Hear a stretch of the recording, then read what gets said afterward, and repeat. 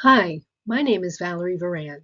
Join me as I continue my discussion with quantum physicist Anirban Bandyopadhyay in part 4 of 4 of the Nature of Reality and Quantum Consciousness series.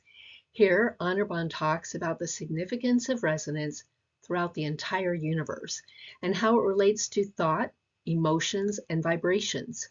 He urges us to learn about the many different rhythms, music, and vibrations that have created us. Every single cell of our body, each structure is generating profound music to keep us alive.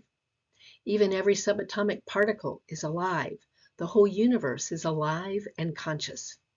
He further discusses the findings in his book, Emotion, Cognition, and Silent Communication: Unsolved Mysteries, Studies in Rhythm Engineering, based on his experimental research over the last several years. And in this research, he connected the brains of human subjects, and he saw how even a touch or taste or smell affected the consciousness of the whole. Anirban explains how and why we should add new perspectives, dimensions, and symmetry to our thinking, and the reason why we need to change our entire society and all its systems due to this profound interconnectedness. We discuss self-love versus selfishness, how to change negative thinking, how, if we are going to be self-focused, we need to at least be kind to ourselves and create beauty. Because of the interconnectedness of the universe, it is vital we do for the greater good. Anyone who tries to do only for themselves will themselves be destroyed, he says. Anyone who tries to disconnect, make localized systems or environments, will create dead bodies that do not survive in this universe. Realizing our unique purpose, thinking originally, and staying true to our soul is essential. Anirban goes on to explain how we each are so orthogonally different, each piece of this whole, even each subatomic particle within their own dimension. He says we each have a place on this resonance chain that is the universe. But because each part is also us, we can localize anywhere, like an avatar. He explains his vision of the soul and consciousness, what it is and isn't. And he addresses our attempts to unify it with the quantum vacuum or even as a field. Take a listen as we pick up where we left off in part 3. Yes. Now, before we end tonight, I would love for you to describe maybe succinctly that vision that you have about resonance and its significance throughout the universe, because it relates to thoughts, it relates to emotions, it relates vibrations. So what would you want people to really get when you're thinking about the dead bodies we are, how we need to change in the world, and the significance of resonance and vibration? Yeah. So only one simple prescription would do, that we should think that we should first learn how so many different rhythms and so many different music, so many different vibrations have created us. And every single moment, every single cell of mine, proteins of mine, and all those structures which are inside me are generating this profound music to keep me alive. And we should respect it, honor it, and love it. And we should try to create everything that we create in our life lively, just like adding more and more different dimensions to this music. And we should think that within and above, everything grows within and above, not linearly, machine like. If somebody follows my instruction and follows exactly what I do, it's creation of a dead body. But if we can teach them to think and then evolve in a proper way, seeing the opposite perspective, negativity is not bad. Nothing is bad. Keeping static is bad. That's the only bad thing that we have. Dead bodies are not supposed to survive anywhere at any part of the universe. If black hole is just a dead body, it will not survive. It will burst off and get destroyed. So nothing can survive if it is a dead body. Our universe doesn't allow it. So if your thought, if you are fixing it to anything at any point of time, then you are uh, going to ruin yourself, even if you are very positive and strong about it. And everything is connected to everything, because um, it's the ultimately, if it is geometric shapes that I say, 6 different dimensions beyond physical reality are there. So whatever you see in the physical reality today and whatever you explore with science, there is 6 more dimension to it, and which are higher level than those physical reality are there.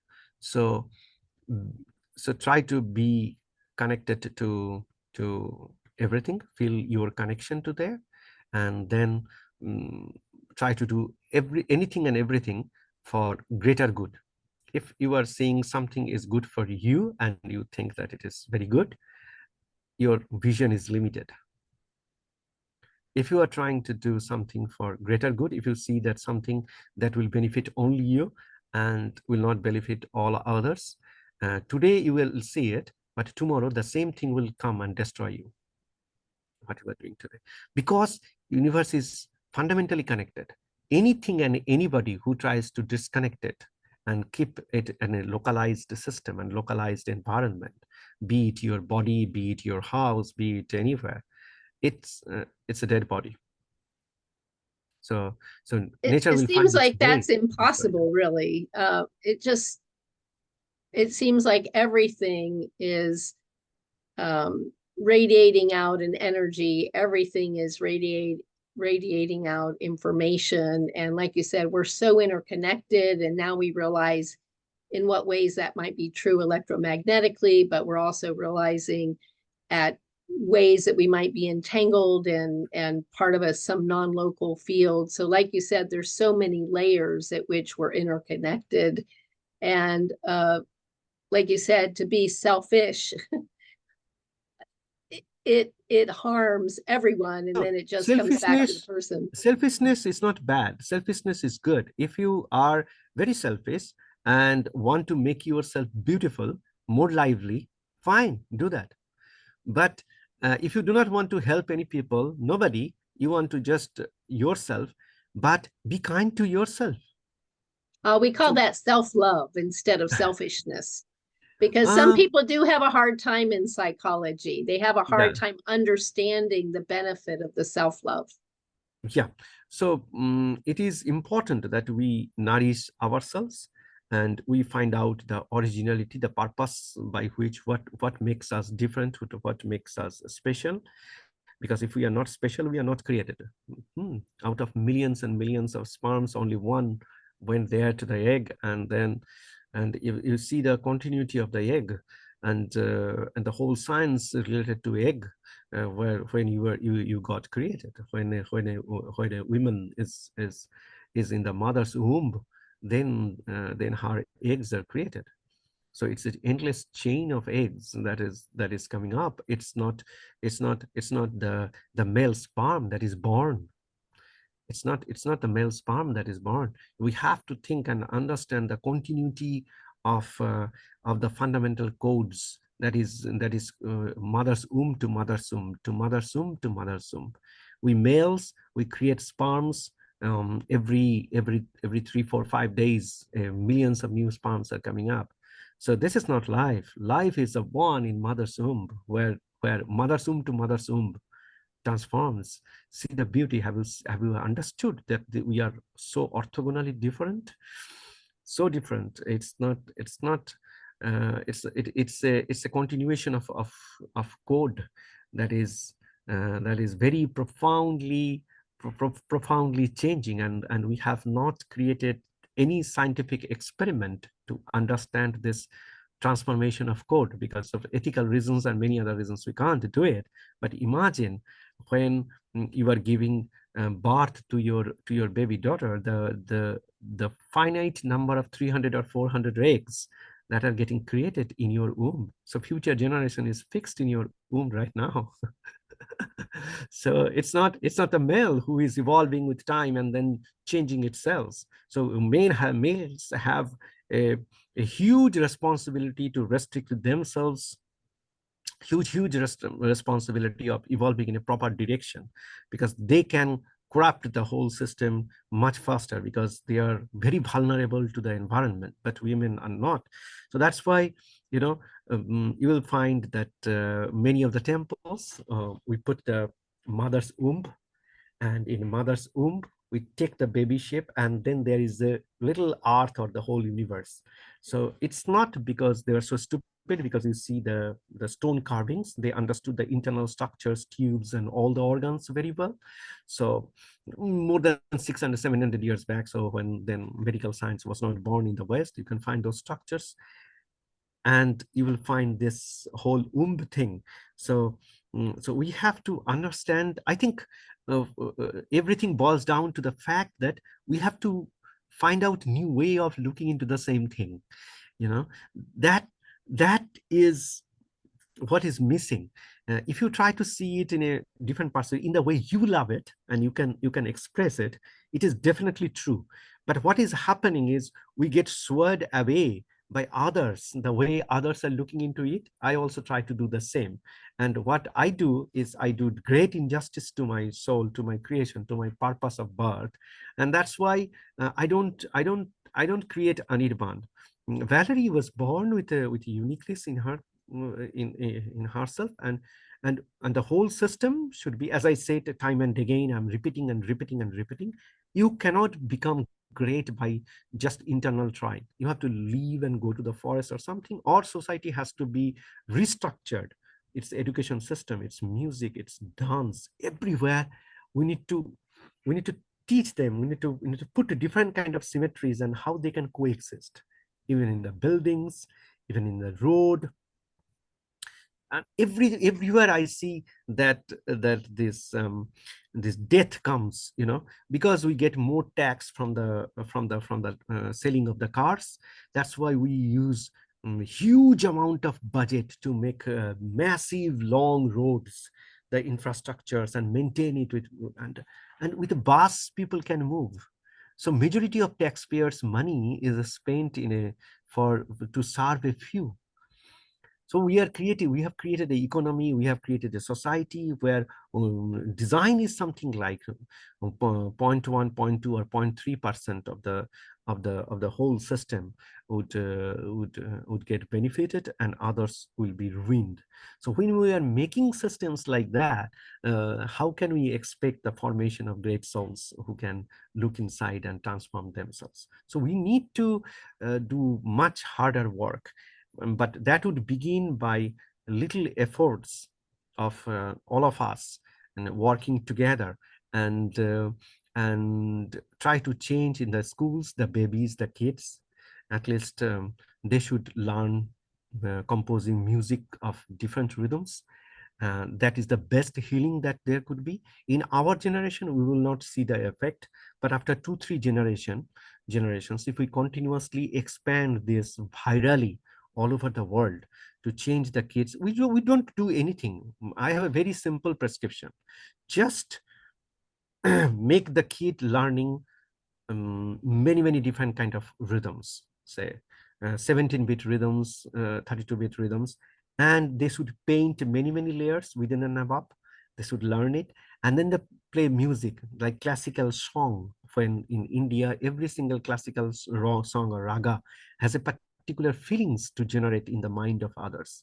So that kind of different ragas needs to be scientifically explored, and others. So I have made 5 different discoveries in my life. One is kind of, you say about Western drugs. We have created a nanobot which can understand the language of the proteins, and others can interact with it. So that's, we have created a quantum computer where we try to explore the the multidimensionality of information, and we converge the truth from there. And then we have artificial brain that I have created that can vibrate with just like a phase prime metric, the temple architecture.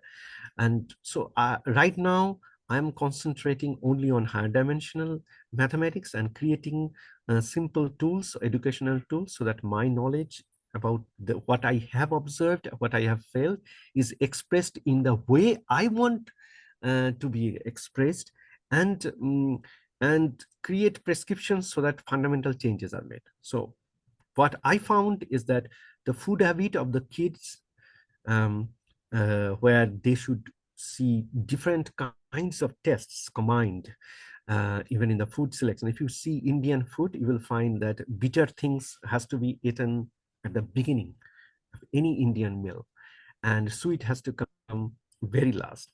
And then there are many layers of carbohydrate mixed with dal or lentils, then shag. So, and it's a very, very complete kind of worshipping your body with very different kind of dimensions into it. So I feel like food, music, um, painting or dance, and all these things, kids should be given training for higher dimensions and hollowness of the truth and the factuality, how and there is no absolute truth. A truth becomes false and false becomes truth, so that different dimensions and practices, the way a kids used to be trained many centuries back. I think that kind of system needs to be brought in, so that when the kid that is growing to the world, then they become independent. So we do not teach them any fact. We do not corrupt their mind. We just teach them to dance, music, and all this, see different dimensions. Then let them decide what they would do. Because you and me both are trained with the Western education system, where we have put many dead bodies in our mind.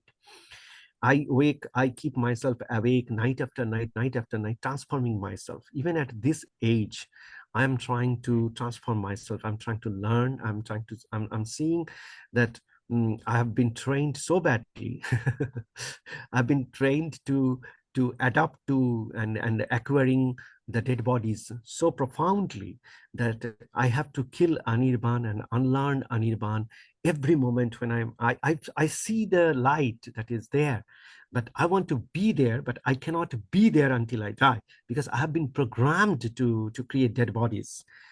So whatever I'm seeing, I'm sharing with you and everybody, so that the new generation who comes, whom we may be able to create, have an open mind to create information structure in their mind. Any information they acquire it with C2 plus C3 plus C5 plus C7 prime symmetries. They split it, make it alive, make it conscious, and then whatever the action they will take will be for the greater good of the humanity. So one of the things I love about what you just said too is there was a recent study. I won't get all the facts straight. I don't have it in front of me, but there was a recent study where they were measuring our Western education system, and they were measuring genius. And it was amazing how many more children registered genius. And then each year that went out, when they were measuring, genius percentage fell. We definitely indeed are creating dead bodies. And like you said, it's so much about left brain training, not right brain. What you're advocating is right brain rhythms, dance, music, really activating that right brain, that receptive. Yeah, but Let me. music also, not the one rhythm, because the Western music, dig, dig, dig, dig, and dit, dit, dit, dit, dit, dit, dit, dit. So these two rhythms are not everything. This is the simplest rhythm of all, but it doesn't allow you to go deeper and deeper and deeper. It programs you to be a machine. And that we need machines right now, because the way I was also brought up in, of course, I was brought up in India, but I was brought up as an Western. I mean, all over the world, we are creating Westerners. You are not creating other races. I may look like Indian, but from every single blood of mine is a Western. My only my color is that. My education, my thought process, my faith, my everything is 100% person European or American or Abrahamic that particular time. So you can't say something Western. The whole world is now Western. There is so whole world has to change together. So whole world has to come up with combination of different rhythms. That's what I'm saying. Important, very, very important. And you Combination said of get different back to talents. 17. Yeah. So you have to, not 17, just we have to go up to 53, up to 107, 108. So 108 is the limited finite threshold point where you start seeing. I'm not qualified or transformed bodily, mentally, or something, because I'm limited to 17 or 19 or 23. And that's also a fraction of Indians who are very, very fraction. We are almost counted in numbers, but we need people like that. But one hand, I would say again, if you are mastering in C2 or C3 symmetry, true, false, or something, you can make slaves. And right now we are saying, okay, like in Indian kid, even in he's born in the slums. Mother teaches, what will you become when you be a good boy, when you be a grown-up man? Not a good human being. I want to be an officer. Yeah, it's So like you said, it's so limiting, and it's taking us away from the uniqueness. Now you were talking about the uniqueness, and sometimes I can actually get myself into a beautiful, blissful state when I think about our uniqueness of souls, when I think of the energy and the information, the kaleidoscope and the beauty of all these aspects that are undefinable and immeasurable, but how they might express themselves in the world if we didn't constantly try to mold everybody in a one image. And yes. so I'm wondering if, in the last couple of thoughts that we have for tonight, how do you see the soul? And is it true that technically every little atom, every little subatomic particle, every little aspect of the universe is in some way its own unique structure? First of all, the second part of the comment that you made, I agree to it, because uh, uh, it has been shown earlier. We had a model that there is a nucleus in the atom, and then the electrons are rotating. Then Rossetti figure came, and then they said even that one is precessing. And then if it has a precision phase, then other atom is not so high precision. Matching with other atoms cannot be there. So, so every atom is different. So it is very difficult to create a replica of one to another. It's just a dimension of views. From our dimension, atoms are equal, but in their dimension, they are not. So it definitely depends on how you are seeing it. Regarding the soul, so soul doesn't exist in the Hindu perspective, because we consider whole universe is alive. It's a life form. We call it Virata Purusha. It's conscious. Then there are other conscious beings, then other conscious, every single dimension, it looks very different. As I said, because of the phase prime metric or pattern of primes, with every single prime, you enter into a completely different thing. So when you come to the spatiotemporal dynamics, then you see completely different kind of physical forces are born, and other kind of controls are generated. So now the point is that um, when we think about our identity or consciousness, there are conscious life forms inside me also, and then inside me also, then inside me also, then inside me also.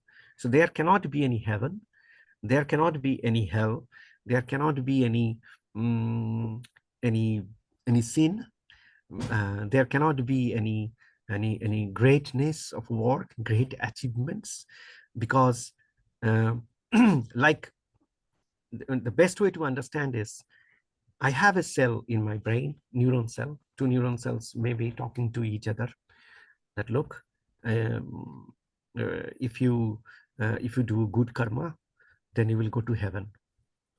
So now I'm saying that these neurons are so stupid. They have no idea. They are just part of my brain.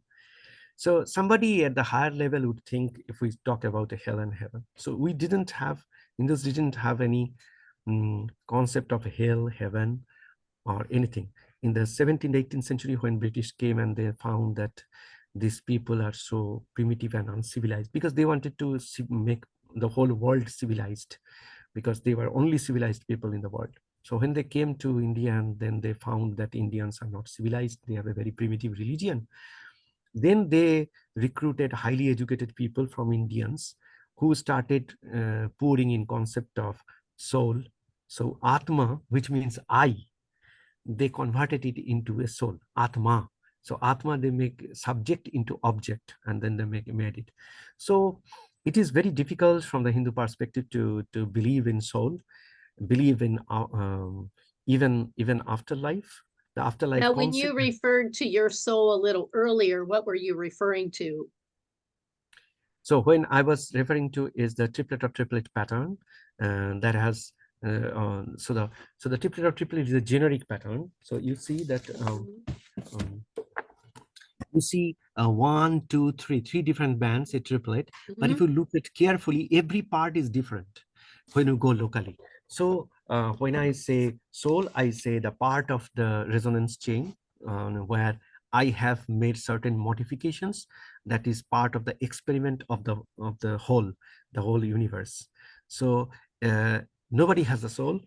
I am just a triplet of triplet resonance chain, which is able to converge myself outside. So suppose I have a big resonance chain and my resonance chain is almost here, a tiny little part of it where I'm contributing, and you may be here, you all are here, little shifted, but I'm able to fathom a large part of it where it is. So I can relocate myself, my system point at many different places. That's what consciousness is to me. That is what soul is to me. So basically my part of resonance chain could emulate 86% of the whole part, see the generic pattern and feel the generic pattern of it. So that's why I am able to go outside and relocate myself where the larger triplet of triplet there, because that is identical to me. I can go inside your mind and can see how you are feeling it. That is helping me to communicate with you. I can go inside me. So I have the ability to go outside, converge outside in other anywhere and inside anywhere. In many different parts of my mind, I can relocate and do that. So because those You thoughts can are also see all triplet. your triplets within triplets internally, and then triplets Exactly. within Outside, triplets outside. externally, Yes. infinitely, one But way, they are not infinitely. repeating, just like atoms, they are not repeating, they are globally same, but locally different. So that amazes me and feels me like I am in different things, different dimensions, like talking to you, trying to understand you, and you are also trying to understand me. Your triplet of triplet is experiencing a different kind of triplet of triplet, globally same. We have similar thoughts or something like that, but okay, a little bit of here and there and here and there, just observation and experiencing. So to me, soul is just like a misconception where we want to convert the floating point, my system point, that can collapse at many different dimensions, different points at same time, like an avatar. So that beauty, that live thing, we convert it into an object. I feel deeply painful for that when people make soul as an object, and they try to find a dead after dead body, it is coming out, and all this kind of nonsense things. And it is very anti-Hindu, I would say, conceptually, because then you are insulting the Virata Purusha, the consciousness inside consciousness inside consciousness within an above structure. You are compromising it, because if it is a heaven and hell, then these are two different dimensions, two different places. There cannot be any location, there cannot be any God. That's why the Vedas started asking question that before the creation of everything there was nothing. Oh God, where were you? And I think of the three aspects, that you're talking about the Trinity, and Trinity, triplets within triplets within triplets. And throughout all the religions, there are concepts of the Absolutely. Trinity, Absolutely. which I find so fascinating. And sometimes my brain, on one hand, if I'm trying to figure out a scientific counterpart, which of course is very localized thinking, but sometimes I wonder if we can look at, let's say, the first aspect, God the Absolute, as more like a quantum vacuum kind of aspect. And if the second aspect, we can look at it, the one has become two. So in Christianity, they would say Father, Son. But I often wonder if that's maybe the plane of consciousness at large, like the field of consciousness as a whole, because it is at once no thing, but it is embodied as thing. And so sometimes I wonder if that's the plane of two. And then on the third aspect, sometimes I wonder if that's the plane of where the one is two and also three. And so it is embodied. And so I wonder sometimes, is that the plane of wave particle duality, if you will? I don't know. What are your thoughts? Yeah, first of all, again, the concept of a field of consciousness, I read it many places, many literatures. I totally object to it, and Okay. I think it is again a dead body.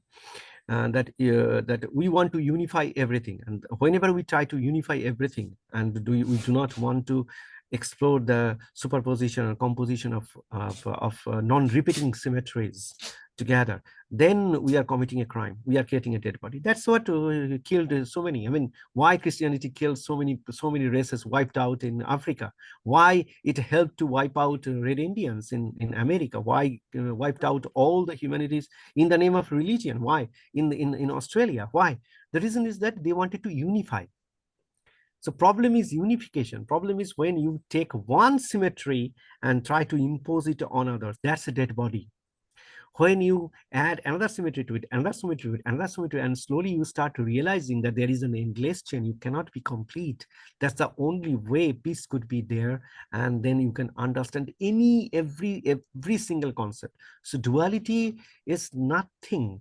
Duality is, of course, there was a time thousands of years back in India, there was duality, but fight on duality, but that fight was never on duality. In the Western world, when Hindu scriptures are taught, or Indian philosophy is taught, they always say Indians used to argue thousands of years back, Shankaracharya, and then all these guys started fighting on duality or singularity, duality or singularity. Then they said singularity is supreme. No, no, no, no, no. Duality was there, multiplicity was there. Nobody is objective. So when I today I enchanted a Vedic hymn. That Vedic hymn, the meaning of that is I, the Brahman, has become every single thing. The 33 crores, 33 classes of gods that you have, all is me. So it is saying Yes. this character of this is me, or character of that is me, that is me. I am the one who goes to the fire and fills the first fire. So what is said in the whole hymn is that um, non-physical reality, non-physical different dimension and symmetries, they come and then they express, because they are incomplete without the physical existence of the physical reality. So that's their limitations. And then physical reality itself, those are the all are the dead structures. They become alive because of their non-physical presence. So the duality of Purusha and Prakriti, Purusha is the non-physical dimensions, 6 dimensions, and physical 6 dimensions of Prakriti. They interact together, and they without they are incomplete. So that's why when you talk about any planes of field, quantum vacuum or quantum vacuum fluctuation, everybody is trying to find one. For an example, internet is full of such people, and then many intellectuals. Magic frequency. If you vibrate in this particular frequency, then you are conscious. So this kind of thing, where these are for those corrupt religious people who have committed the largest crimes of humanity, much bigger than many hundreds of Hitlers combined. So those religious people have committed, even in India also, you don't read it in the West, but India also had a killing in the name of religion. So to spread Buddhism in India, many people were killed. I'm from Bengal. We had ajivikas, and then people blame Christianity or people blame Islam for spreading with violence. But in India, what happened? Many thousands of people were killed in the name of religion for spreading Buddhism and something. So religion always disturbs, because you want to establish only one truth. Even in the scientific theory, if you try to establish one truth, you are going to harm. When you try to say that particular this equation is the absolute truth, and then that controls everything, we want that, we want to minimize. But what we would do is, there is a difference between converging to a particular fixed truth and converging to an invariant. Even the number of fundamental constants, so far we have found 20. Even there is no one fundamental constant of the universe. So it means even at the fundamental levels, there are astronomical number of constants would be there governing the whole universe, and then those values are changing. Even if you find none of the values are like 2, 3, 4, no, 3 point something something something something something something something something something something. Who is making those? Who is making those? Who is governing them? And how they are building it? So the versatility of the whole system that is there, we have to just observe, explore, and see many different symmetries, how they superpose, and then they build it. That's the reason when I prepared the whole brain model that I showed today, I considered every single component and every single clocks, type of clocks there. But many clocks are there. We took only their symmetries. I have trillions and trillions of microtubules, all are different. They could have different frequencies, but I take one microtubule, find out its mathematical symmetries out of triplet, doublet of triplet, doublet of pentet. What are the combination? It is more profound, and I put it over there.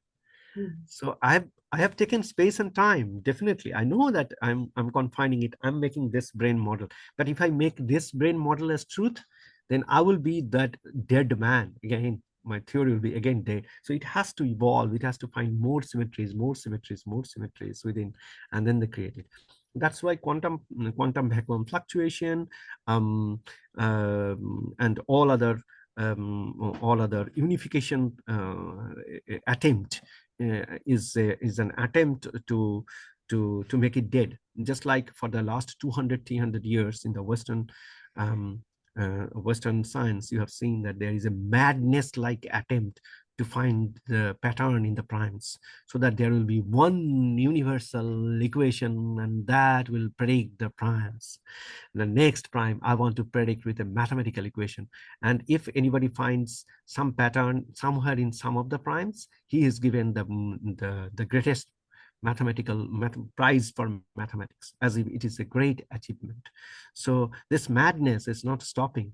This madness will only stop when we train the humans differently. We allow them to think, to live peacefully in a world where we believe that many different kind of symmetries and possibilities could coexist and could have independent directions, and we are just floating on it. What this reminds me of is when I was in grad school, I started taking probably more statistics courses than my counterparts. And the more I did, the more I felt like the scientific aspect of psychology was completely worthless. And it was because of the way everything was reduced. So, like you said, if we try to make a unity out of everything, in a way, we're not seeing the fractions within fractions within fractions. We're trying to dead it because we're trying to reduce it so badly. And so scientifically, every equation does that, doesn't it? And yeah. I remember thinking, like, I thought it was so ridiculous that science was so hung up on two things. One, thinking that the equations were everything. And number two, always trying to get rid of the infinities. it's so convenient, but the problem is, like you said, the infinities are the profound truth. Yeah. So One last unity and question definedness. about the triplets within triplets. I always wondered, you had said something about the helical structures and how they are very selective about what gets in and what gets out. And so I loved that. And so I was thinking of light and photons and how photon is what can get into the proton. And then when you think of the proton, you think of ultimately these three pairs of quarks in there, and then the gluons and what have you. Well, there's entanglement all the way through that whole structure. When it came to the triplets and triplets, I kept wondering, is there some profound reason there's three pair of quarks within a proton? And I just couldn't help think there was something profound about that. Yeah. So basically, triplet of triplet, doublet of triplet, you will find it everywhere. For an example, people shout very much about this golden ratio 3/2, 1.61. And you see it everywhere because C2 and C3 symmetries are performed 66% of the cases.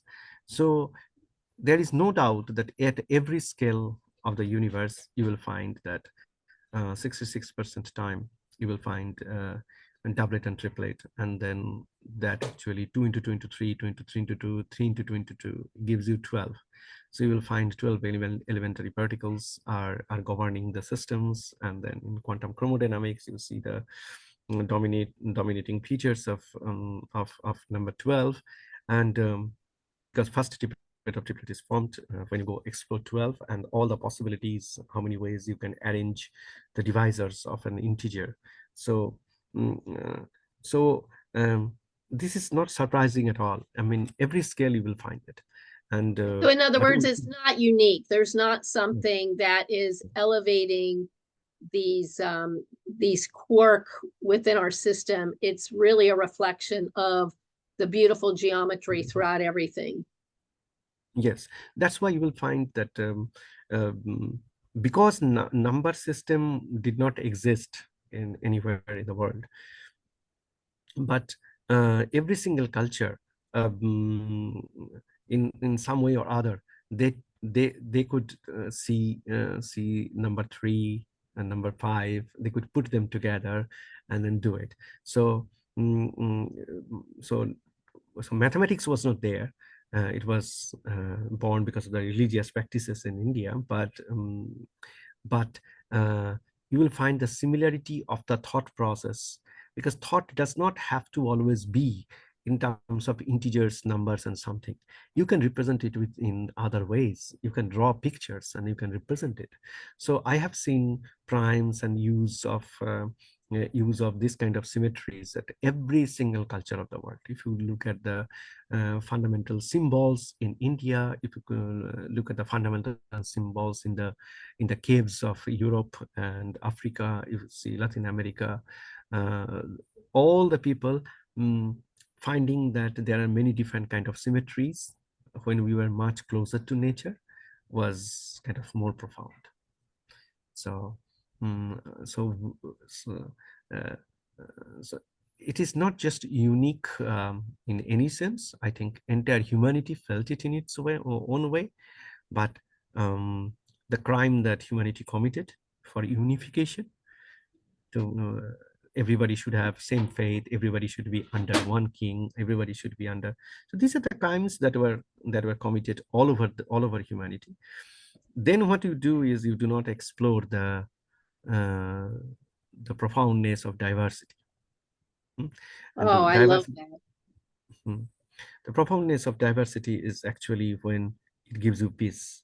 We think that when we were learning meditation in our school days, we used to be said that Swami Vivekananda, one monk, Hindu monk from 19th century. So he said that if your mind is kind of absolutely silent, thinking about nothing else, it's a dead mind. That's not meditation. I love Meditation is observing the defined profoundness of thoughts and how they are emerging is burning. But observer should not flee. That's the point I wanted to make. When you are inside your mind, you should say that I will make empty my mind. So emptying your mind is kind of again making death. We have so profound love for dead bodies that we want to make dead body in every single practice, even in pranayama, yoga, everywhere. Yoga is, if you have a very particular pose, it's not there. It's part of Shiva's 108 rhythms, Shiva's 108 pose. We want to take a form, we want to take a static, but it's a dynamic motion. It's a movement that is there. So that's why many different kind of yoga with after one pose, what will be the next pose, after will be Jek pose. It's a cyclic way of rotating it.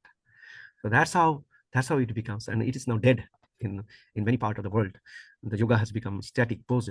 So so the profoundness of finding life form, that lively, is again whatever we discuss. I will get back to that particular point where I see the formation of dead bodies in our attitude. I mean, I'm not saying I don't do it.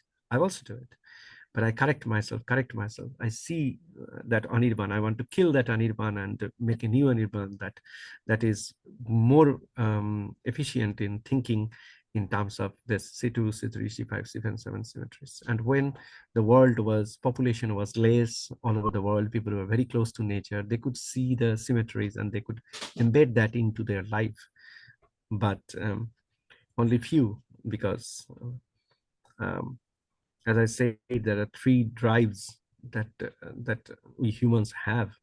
The drive for food, so that we get energy for our body, the drive to reproduce, and then the drive of protecting our body, that is fear. So fear, sex, and greed for different kind of food, acquiring more wealth and something. So this kind of triplet. So if you take a triangle, I mean, if you put at one fixed point and if you rotate it 360 degree, you get a lotus. That's why the symbol of Hinduism is lotus, not because they love the lotus flower. It's because the three fundamental drives, if you rotate it 360 degree completeness, if you try to build it, then you realize that there are many qualities and many different dimensions are there. So don't try to throw them away, but endorse it. Again, as I said, that we are fixing it. We are not taking a thought and getting inside and making it more rich in different symmetries, different kind of ordering, different kind of I remember a thought that had come to me that you just reminded me of. And I remember at a certain part of my life having the profound awareness of how the perfection that people seek lies in our diversity. It is the multiplicity where the magic lies. You had mentioned loka. And at one point in time, you said within loka, it was like something like there was a universe, and then it's a pixelated, and then another universe. Do you mind sharing that? Yeah. So basically, when I say loka is kind of different dimensions. So for an example, I have talked about 12 different dimensions. So, but in Hinduism, they call it 14 different dimensions, 14 different universes, one inside another. So in one universe, I go inside, then I mean, this one is Ihaloka. I go inside, it's Suksma Loka. I go outside, it's Devaloka. So three lokas are there at which you can simultaneously coexist. But there are 14 different lokas, but it's in a cycle. So Shiva is called the owner of king of 14 lokas. But 14 lokas, how do you do it? Is Sare Gama Pada Nisa Sani Da Pa Ma Ga Re Sa. So it's a do re mi fa sol la ti ta you have, and we have the sa re ga ma pa dha ni sa. 7 notes. So 7 goes up, 7 goes down. Sa sa common. So 14 minus 2, 12. So all Indian raga system have this 12 notes, and then you change it. So 12 actually you can shift it a little bit, 23 different ways. And they say that by these finding notes, and if you can expand it into complex superposition of patterns, keeping the rules same, then you can generate the complex feelings of human beings. So Indian raga music is all about it, perfecting this chanting. So when I say loka, loka means just 12 different dimensions where you can take your mind. For an example, you go outside and view yourself. That is proprioception center in your midbrain that allows you to do it. And that particular, because of this sensing ability, you can see the 3 dimensions. But saying it time, and if you look at Indian yogic practices and read their books, they always talk about how there's 3 different lokas you can control of time. So time will slow down.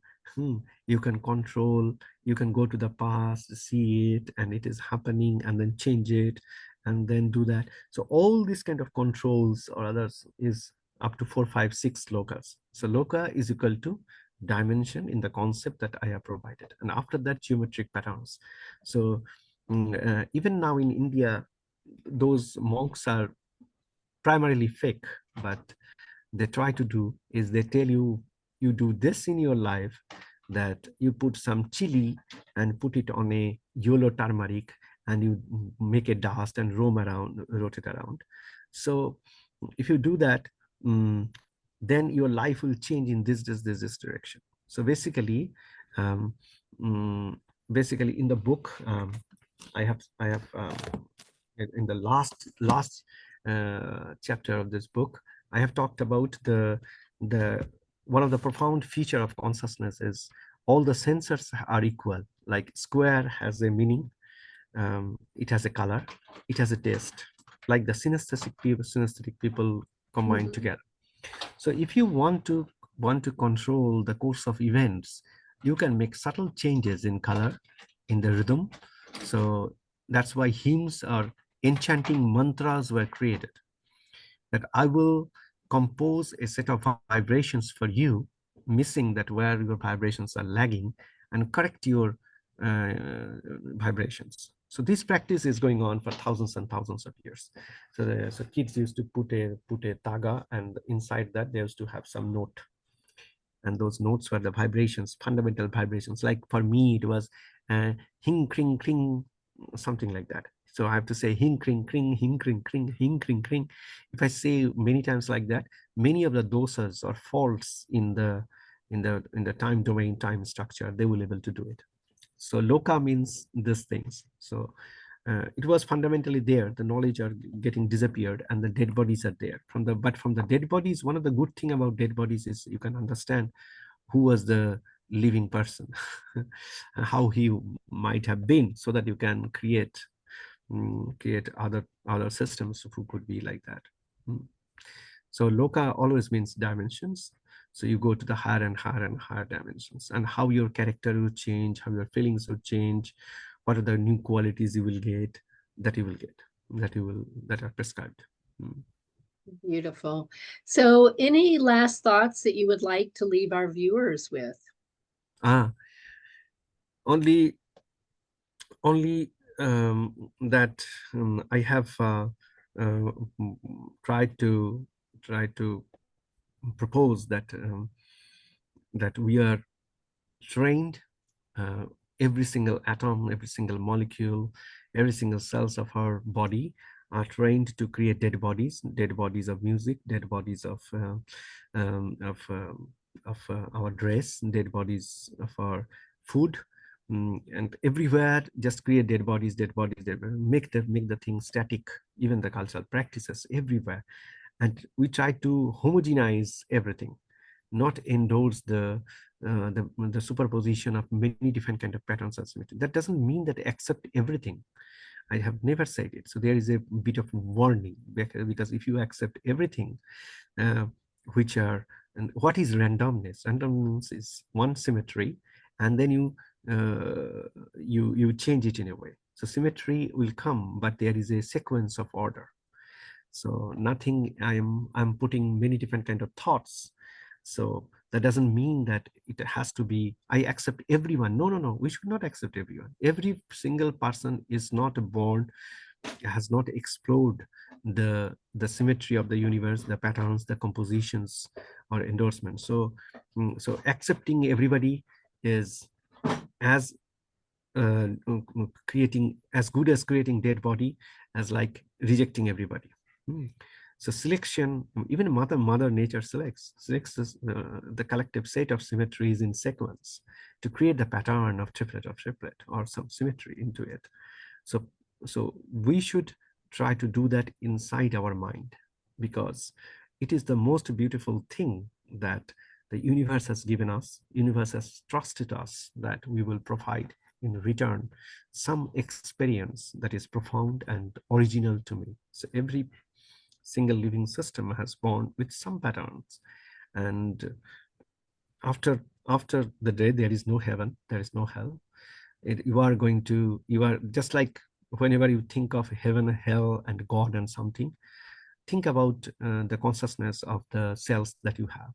They might be talking about it, that you will go to heaven, and another cell will tell, no, no, you will go to hell. So how primitive their thoughts are. The same thing that you have. So be selective of the symmetries, and find more and more symmetries in your life.